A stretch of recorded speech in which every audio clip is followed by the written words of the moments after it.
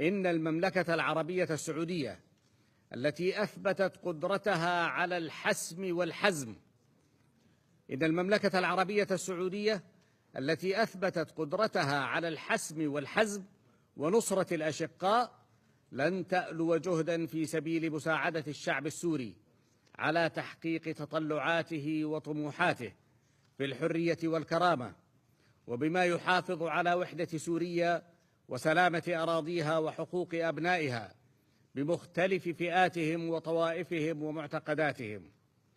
وتدعو مجلس الأمن إلى الالتزام بتطبيق قراراته ذات الصلة، بما في ذلك بيان جنيف الداعي إلى إقامة سلطة تنفيذية ذات صلاحيات واسعة تعمل على سرعة إنهاء معاناة الشعب السوري الشقيق. تحدث مندوب السعودية عن بلادي بطريقة مخجلة ومرفوضة، ولذلك أنا أربأ بنفسي عن الرد على ما ورد من جاهلية سياسية تحريضية على لسانه بحق بلادي.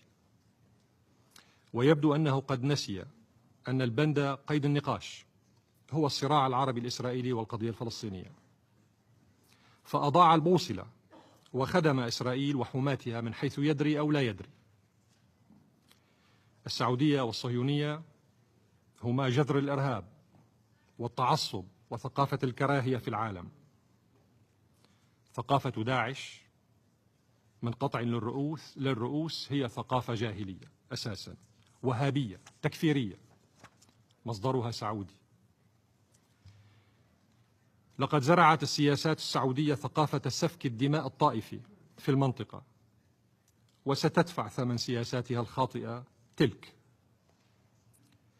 أما عن تهديداته لبلادي وتنطحه إلى الادعاء بأن السعودية مستعدة لمساعدة الشعب السوري، فهذا يؤكد على مدى ضلوع حكام بلاده في التآمر على سوريا، وعلى انخراط السعودية في تجنيد وتمويل وتدريب الإرهابيين الأصوليين المرتزقة من كل أنحاء العالم، وإرسالهم إلى سوريا للعبث باستقرار شعبها.